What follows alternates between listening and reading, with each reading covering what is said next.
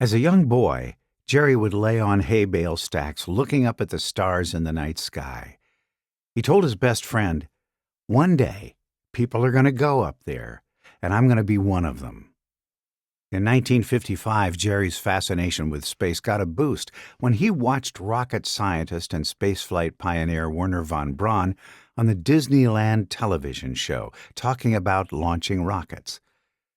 Jerry was soon caught up in the drama and the thrill of the space race, buying Estes model rocket kits to build and launch. His first launches were limited to small payloads of insects, but he always wanted to reach higher. Eventually, he built a rocket with 3 motors that was big enough to launch his sister's pet mouse. But rocket launches have risks. Only 2 of the rocket's motors ignited, leading to the untimely demise of the mouse.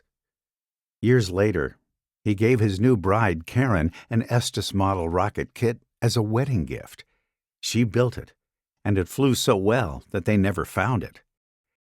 After his high school graduation, Jerry attended Purdue University, the cradle of astronauts. During his freshman year, Jerry chose an Air Force ROTC class instead of a physical education class with swimming. Why? Because he could sink, but not swim. He graduated from Purdue with both bachelor's and master's degrees in mechanical engineering. After graduating from Purdue, Jerry began his active Air Force career, eventually attending the test pilot school at Edwards Air Force Base, California. He graduated top in his class as the outstanding flight test engineer. He later served with distinction in the Rockwell B-1A bomber flight test program. But Jerry Ross still harbored dreams of flying in space. The door to those dreams opened a bit when the Air Force detailed him to Houston, not as an astronaut, but to help put military payloads on the space shuttle. Finally, in May 1980, Jerry's lifelong dream came true when NASA selected him to join the astronaut corps. In his 32-year NASA career, Jerry went from being NASA's most junior astronaut to one of its most experienced. Jerry's last trip into space was on STS-110 in 2002.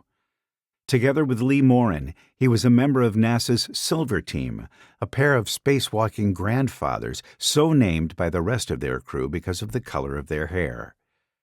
He was also one of only 3 NASA astronauts to support the shuttle program from before its first launch in 1981 until its last in 2011. His contributions to the Space Shuttle program were significant and enduring. In his career, Jerry became the first human launched into space 7 times. He was one of the spacewalkers who began assembling the International Space Station. He walked in space 9 times, logging more than 58 hours, and he was integral to the development of the processes and procedures used to assemble the International Space Station. He conceived, helped to design, and flight tested SAFER, a simplified aid for EVA rescue. This small propulsion unit gives International Space Station spacewalkers a self-rescue capability should they become untethered. Jerry's happiest times as an astronaut came when he was walking in space, but there were sad times for him at NASA, too.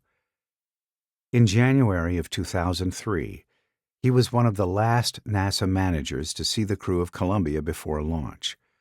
He was waiting for them at the shuttle landing facility when he learned that Columbia was lost during re-entry.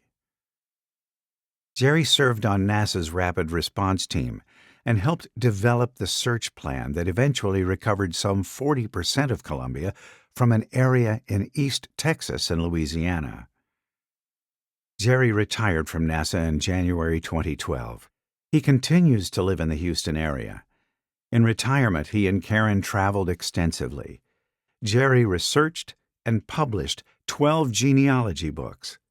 He enjoys speaking engagements, especially those with students, during which he talks about his faith and encourages them to follow their dreams. He continues to define what it means to be an astronaut.